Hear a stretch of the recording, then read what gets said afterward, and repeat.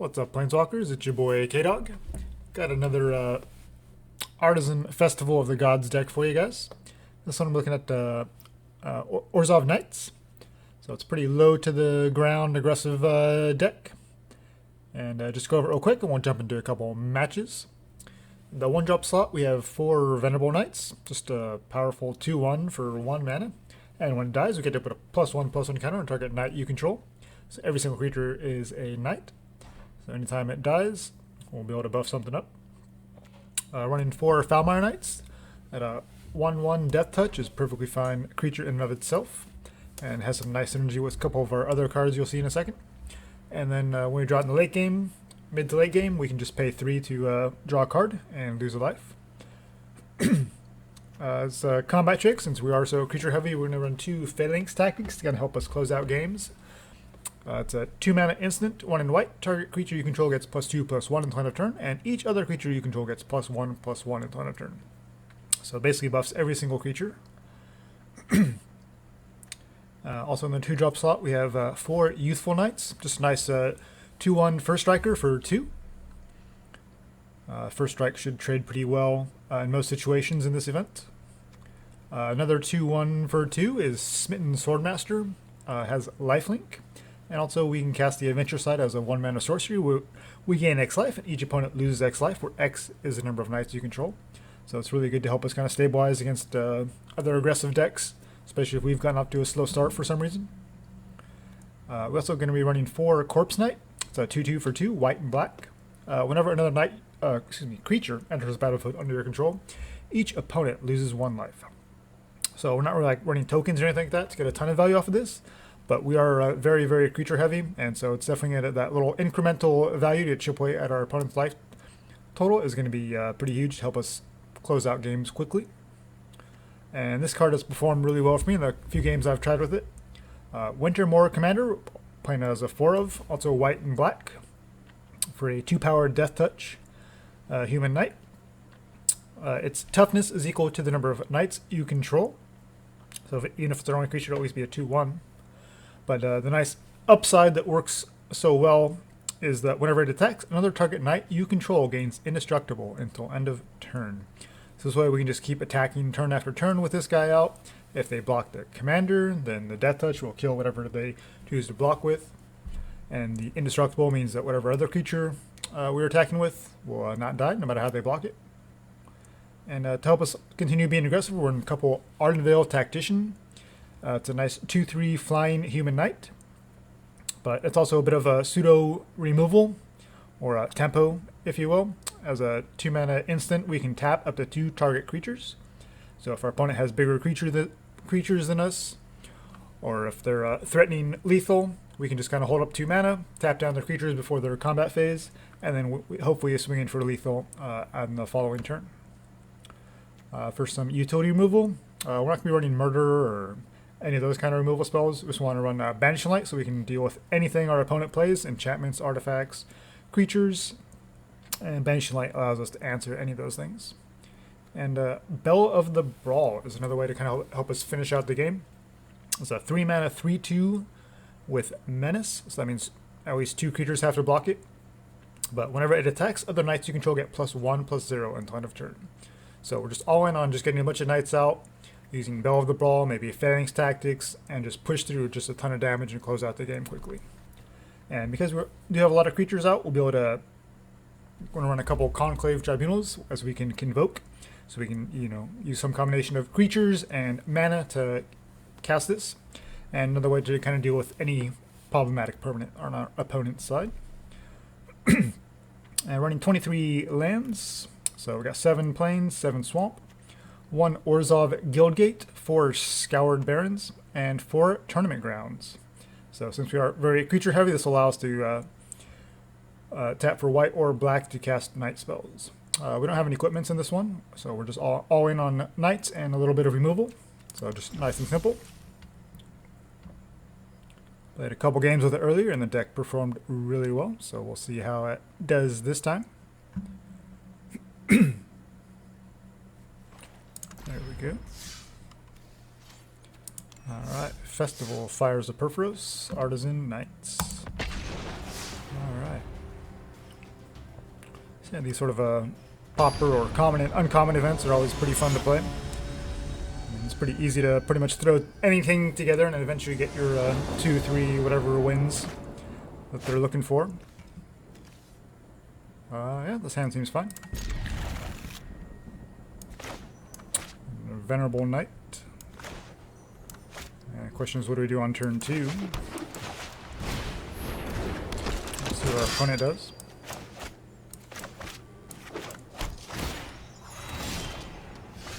Okay, Simic.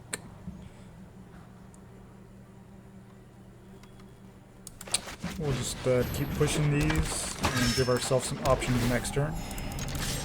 So we'll have 3 mana open next turn to potentially Banishing Light, or just use both sides of Smitten Swordmaster. Okay, our opponent with another tap land and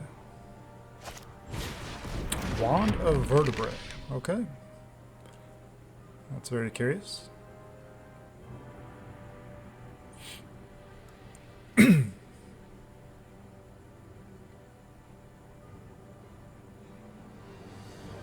I have no clue what our opponent could be up to. Playing Wand of Vertebrae and looks like Simic colors so far. I'm not sure why they're deciding to hold priority here.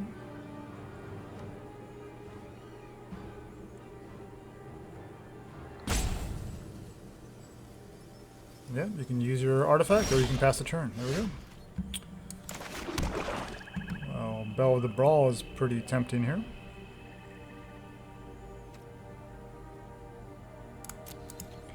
Let's crash in with our knights first.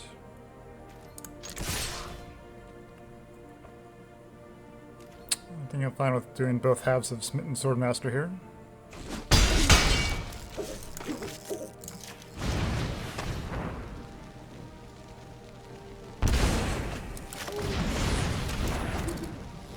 Still have our Banishing Light open for whatever our opponent does here next turn. Or we can just play the Belle of the Brawl and hold up the Banishing Light for later. Risen Reef. Okay, not sure I see the synergy with Wand of Vertebrae here, but Risen Reef can get out of control, so let's get rid of that right away.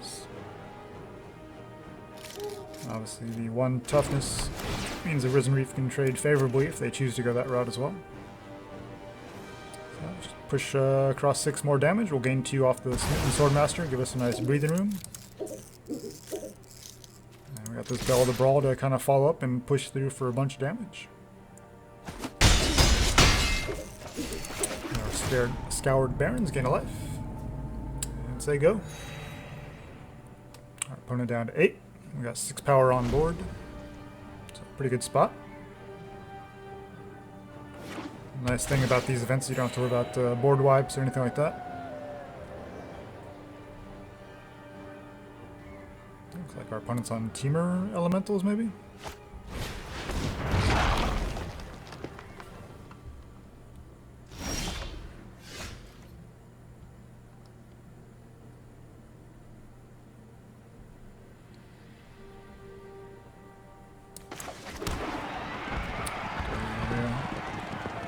Pass here, or do we Belle of the Brawl and hope to get the Phalanx Tactics going next turn?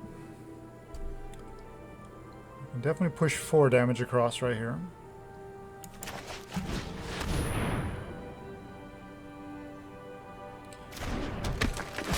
Put them down to 5. They'll be able to kill one of our creatures. I think it's worth attacking all in here. So our opponent could have multiple creatures to play next turn.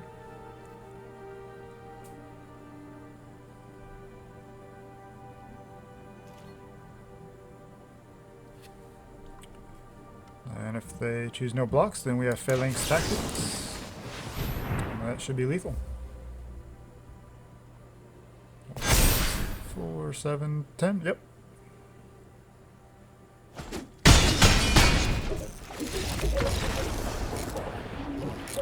Alright. Pretty easy first game. But our opponent didn't really do much those first couple of turns. Let's jump into one more.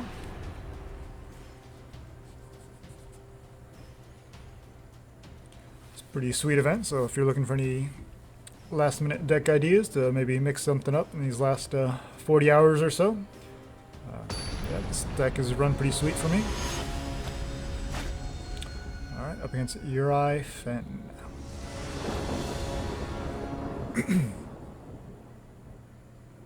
Alright, no 1-drop, but we do have our Corpse Knight and Wintermoor Commander, and we have a Plains and a Swamp, so yeah, looks good to me.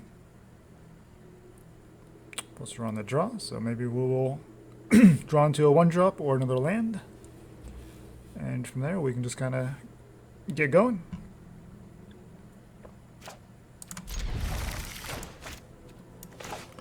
So we want to start with Corpse Knight and getting as much value off of that guy as possible. And the Wintermoor Commander is another great aggressive threat. Looks like our opponent showing Selesnya so far.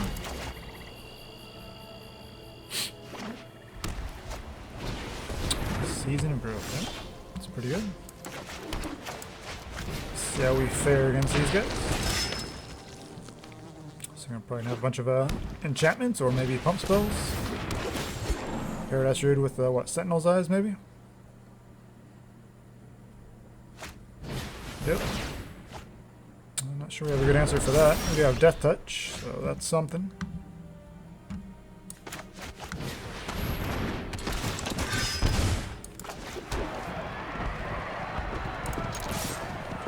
I'm gonna dare them to block here.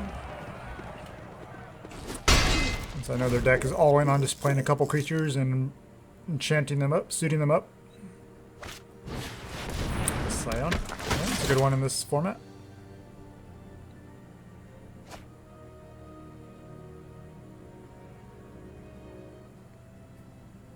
Okay, all the glitters, sure. As long as they don't have a way to deal with our Death Touch, then we're in good shape.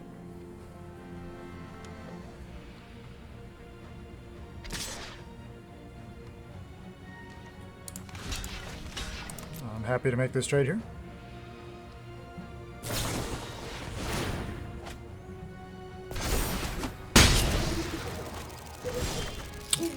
Metro's Boston. Didn't play around that. They are tapped out though, so that works for me.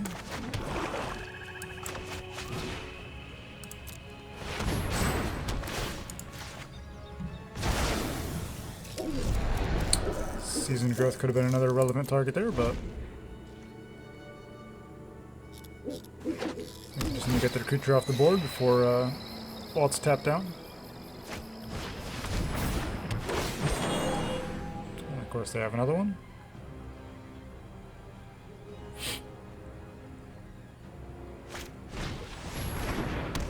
All saved, okay.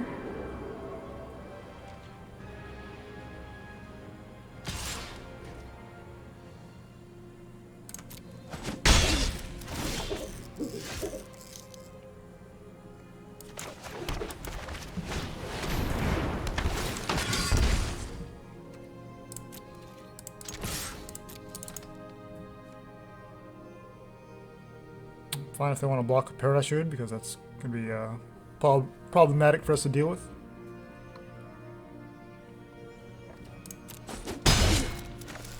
And what if Ardenvale Tactician to tap down their creatures?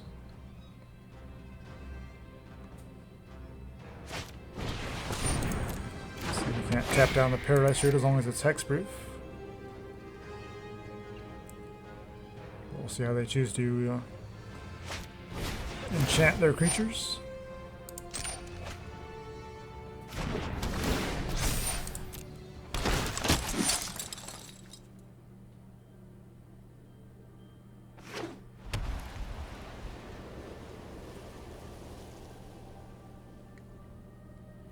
Our opponent's drawn a bunch of gas here, and we're fortunately flooding out.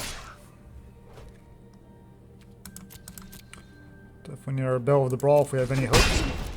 But not looking too good right here. And I think we just have to save our Ardenvale Tactician one more turn. This 5/6 flyer is not something we can deal with, so.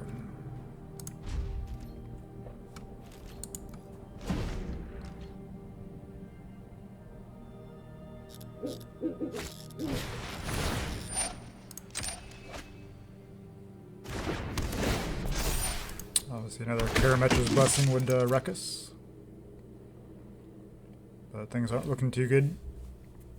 We only have 23 lands and we're flooding out. Our opponent's going off. So we just need creatures and removal all at the same time, and we're just falling too far behind.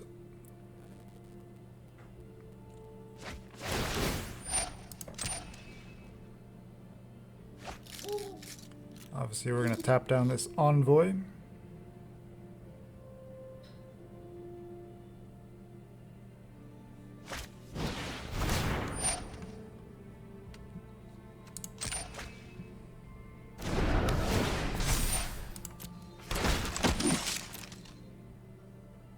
Our opponent gets to have all the fun, and we're just sitting here flooding out. It's alright, that's how it goes sometimes.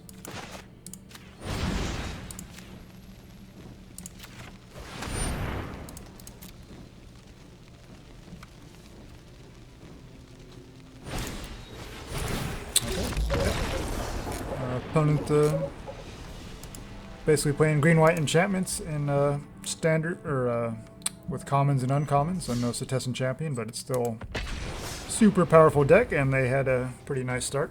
And we flooded out, so we had no chance. So let's get into one more, see if we can get off to a better start this time. Up against X Trust Z. Okay, hand seems good. Start with our tap land. We got our commander down.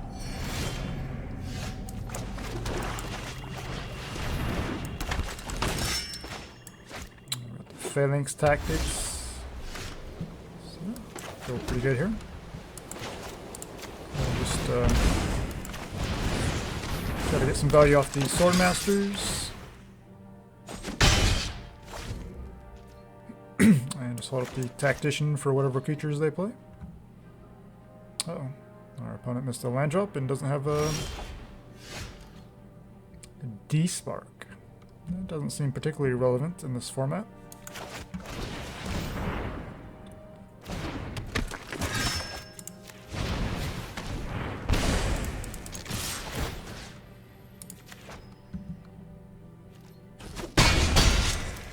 On maybe some kind of a Orzhov control deck. Bunch of removal. Okay. And they missed their land drop again. So not much of a game. So let's try one more. See if we can have something a little more back and forth.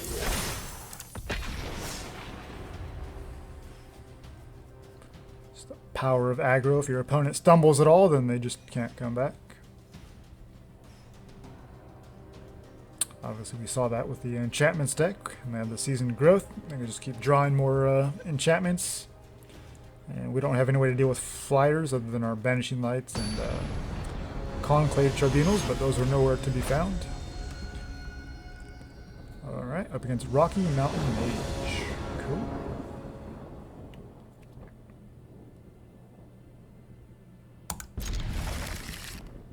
I think we just play the Foulmire Knight just to get a creature down.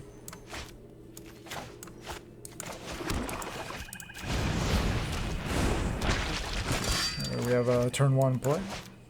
And we can follow it up with Corpse Knight. And probably just look at both sides of Smitten Swordmaster unless there's something we need to Banishing Light immediately. Opponent with Island and go. Sure.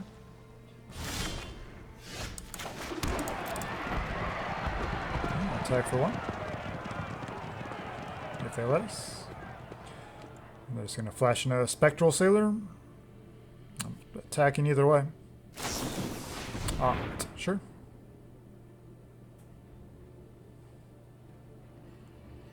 Cool pirate art.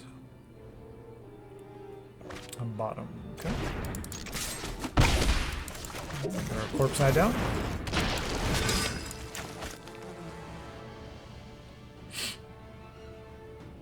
Okay, so turn 1 off. Just be, no, it's Dimir. Trying to play some kind of Dimir control or mid-range.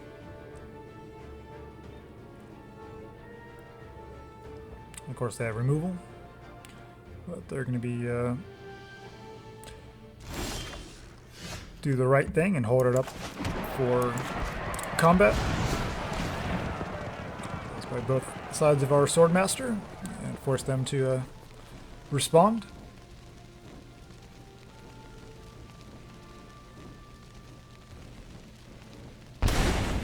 The mirror player taking their time, thinking everything through.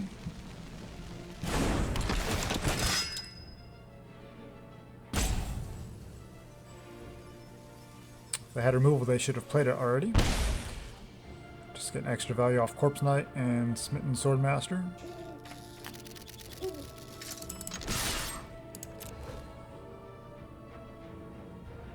They're holding something though.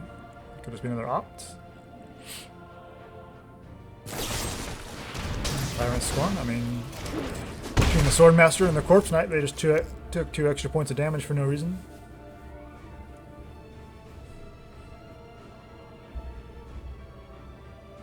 Now they're reading the Swordmaster.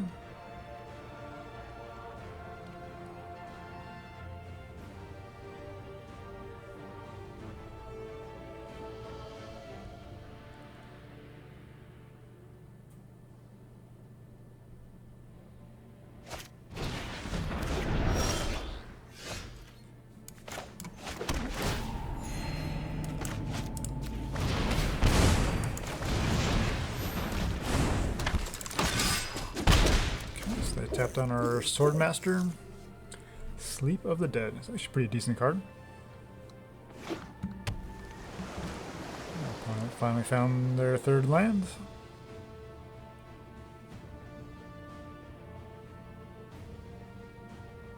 So we do have a Banishing Light if they have something to actually play eventually.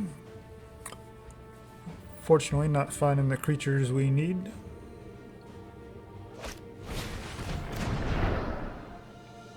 Just trying to sleep our Swordmaster so we don't gain life.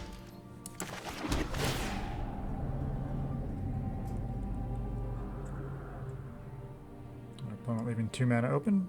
They just having the Tyrant Scorn maybe. Corpse Knight is decent.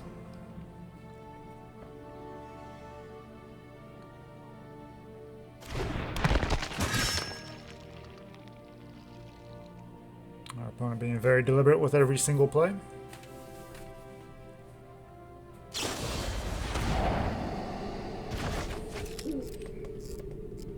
Okay, so they prevent the 2 damage to themselves and the 2 life gain, but just slam it down as a 2-1 to attack next turn and chip away with the Corpse Knight. I think that's better than just waiting for it. They could have some counter spells or something.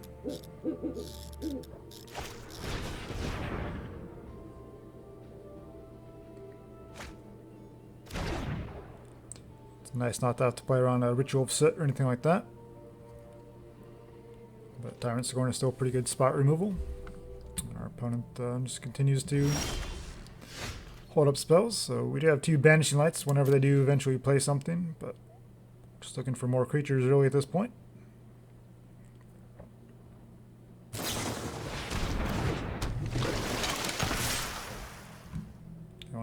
Brineborn Cutthroat before combat. I'm not sure I understand that play. And I didn't even block with it. Better play would have been to wait till I declared attackers and then flash it in so you could then choose to block something.